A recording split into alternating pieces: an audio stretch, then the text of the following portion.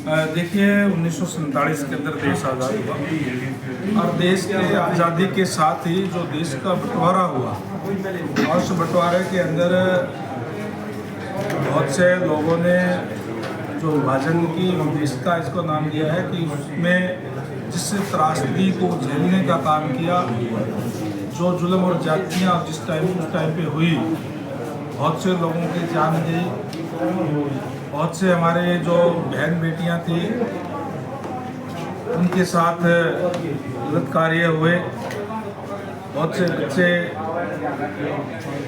उस त्रासदी के अंदर मारे गए और जो विभाजन उस समय का जो फैसला हुआ उसमें जो दिक्कत और परेशानियां आई उसको आज जब हम जो उस समय में जो लोगों ने अपनी जो शहादत देने का काम किया उनको नमन करने के लिए, उनको याद करने के लिए विभाजन की विशेषता मनाई जा रही है और हम आने वाली पीढ़ी को बताने के लिए, ताकि इतिहास का सबको पता होना चाहिए, हमारे जो आने वाली पीढ़ी है कि किन परिस्थितियों के अंदर कितनी कितनी यातनाएं झेल करके उस समय देश की आज़ादी में और उसके बाद में जो बंटवारे के अंदर जो हुआ वो हमारी पीढ़ी को पता होना चाहिए इतिहास का, ताकि उस इतिहास की पुनरावृत्ति ना हो सके। इस आज़ादी को, इस देश को, इस राष्ट्र को हमारी जो आने वाली पीढ़ी है वो सहज करके, संजो करके रखे, ताकि उनको पता चले कि ये कोई आसानी से नहीं मिली है। इसलिए आज हम उन सभी को नमन करते हैं, उनको श्रद्धांजलि भी देते हैं और हम उन शहीदों को भी याद कर रहे हैं जिनकी वजह से आज हम खुली हवा के अंदर सांस ले रहे हैं, जिन्होंने अपना सब कुछ इस देश पे न्यौछावर करके इस देश को आज़ादी दिलाने का काम किया। उनको भी हम आज याद कर रहे हैं, तिरंगा यात्राएं निकाल करके। यह हम जहाँ 14 तारीख को स्टेट स्तर पे मनाया जाएगा, वहीं हम मंडल स्तर तक भी इन प्रोग्रामों का आयोजन कर रहे हैं, ताकि नीचे तक सबको इस बात का पता चले और हम भारतीय जनता पार्टी तिरंगा यात्राएं निकाल करके उन शहीदों को भी याद करने का काम कर रही है जिन्होंने देश को आज़ाद कराने का काम किया। जिस तरीके से आज़ादी के बाद केवल और केवल एक परिवार के ही एक दिखाने का प्रयास किया गया कि उन्हीं की वजह से आज़ादी मिली है, जबकि लाखों लोगों ने, हजारों लोगों ने, हमारे शहीदों ने अपनी शहादत दे करके इस देश को आज़ाद कराने का काम किया। जो आज तक बहुत सी ऐसी हस्तियाँ थी जो पब्लिक डोमेन में भी नहीं आई, कभी उनको याद नहीं किया गया, उनको भी याद करने का काम भारतीय जनता पार्टी की तरफ से किया जा रहा है। Thank you. 14 तारीख के कार्यक्रम के बारे में तो बता देते हैं, वहाँ के बारे में। फरीदाबाद जो कार्यक्रम बता दो फरीदाबाद का स्टेट लेवल का है, फिर भी बता दो बारे पूरा बता दो। फरीदाबाद बता दो। हाँ जी। 14 तारीख को ये फंक्शन जो है पूरे स्टेट लेवल का फरीदाबाद के अंदर होगा, जिसमें माननीय हमारे प्रदेश के यशस्वी मुख्यमंत्री नायब सैनी जी स्वयं वहाँ पहुँचेंगे।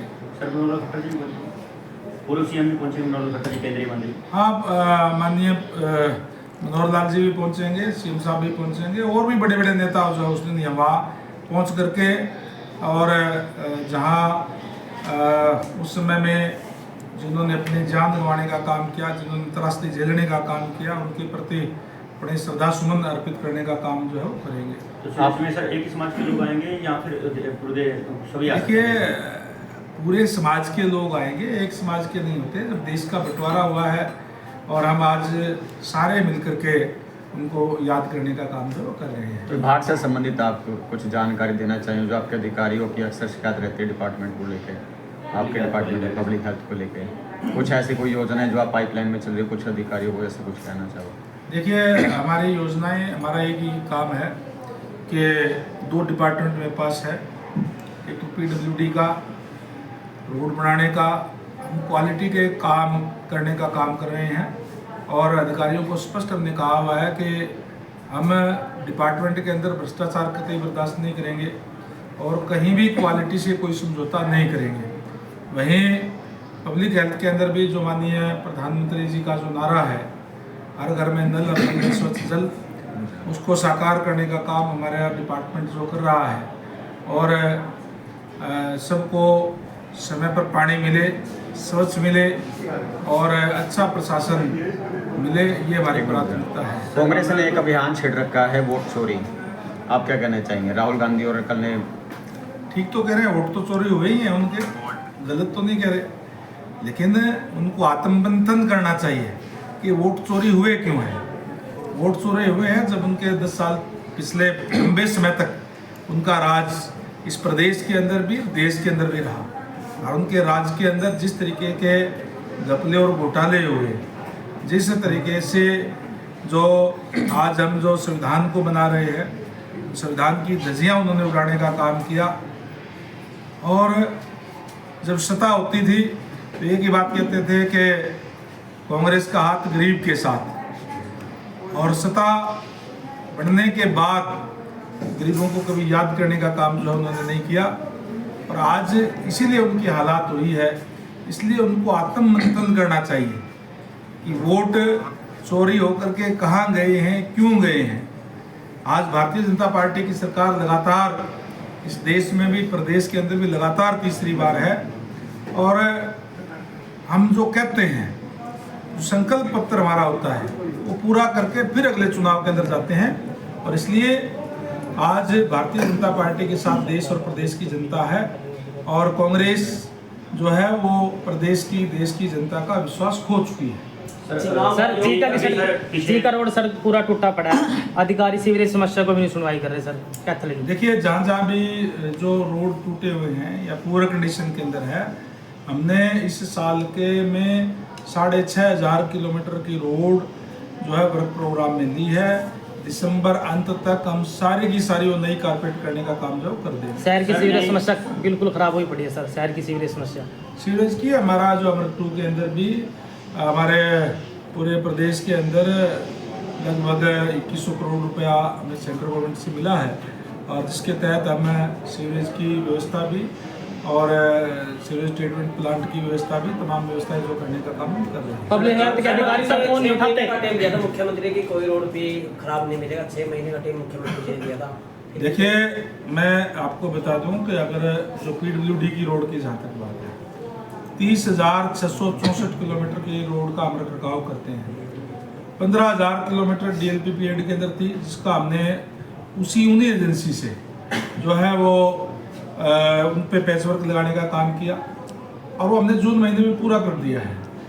और जिन एजेंसीज ने 127 किलोमीटर, कुछ एजेंसी थी 15,000 में से 127 किलोमीटर की उन्होंने जो नहीं बढ़ाई, उनकी हमने BG कैश करवा ली है, बैंक गारंटी जो उनकी होती है, और हमने डिपार्टमेंट की तरफ से वो काम करवाया है। 5,000 किलोमीटर हमारी जो रोड बिल्कुल पुअर कंडीशन के अंदर थी, उसकी हालत ये भी थी कि उस पर पैच वर्क भी नहीं लगाए जा सकते थे कुछ एक जगह पे, कुछ एक रोड की। उनको, जैसे मैंने कहा कि जो 6,500 किलोमीटर की रोड इस साल के वर्क प्रोग्राम में ली है, उसके अंदर हम उसको लेकर के पूरा का पूरा कारपेट हम करवा रहे हैं। 6,000 किलोमीटर पे हमारे ऑनगोइंग कार्य थे, जिसमें हमारे काम चल रहे हैं, जो कारपेट के काम ऑलरेडी शुरू हो चुकी हैं और वो अभी हो जाएंगे। और 5,000 किलोमीटर हमारी बिल्कुल सही थी, जिसमें कुछ करने की ज़रूरत नहीं थी। जो आप पैच वर्क की आप बात कह रहे हो, आज अगर कहीं आपको खड़े दिखाई देते हैं तो वो जो ज़्यादा बारिश आने के कारण हमारे रोड पे पानी खड़ा हो जाता है, वहाँ कोई खड़े हो जाते हैं, इसके तुरंत बाद में, बारिश के समय के बाद में उनको भी ठीक करवाने का काम करें। सर एक क्वेश्चन है सर, न्यूली अप्रूव्ड कॉलोनी हुई है सर पीछे, अभी मुख्यमंत्री जी की है, और गलियों का काम गली बनाई नहीं जा सकती जब तक सीवरेज और पानी की लाइन नहीं डालेंगे, तो काफ़ी समय से पेंडिंग है सर आपके डिपार्टमेंट की तरफ से। नहीं, आपने कहा कि न्यूली अप्रूव्ड कॉलोनी है, तो न्यूली है तो उसके अंदर थोड़ा समय तो लगता है, उसका विजिट पास करने का, टेंडर करने का, उसको करने का। जो अप्रूव्ड कॉलोनी कर दी गई है, जो हमारी सरकार ने, जो लोग उसमें रह रहे थे, 50% से ज़्यादा जो आबादी हो गई थी, उन सभी अवैध कॉलोनियों को अप्रूव्ड कर दिया गया है।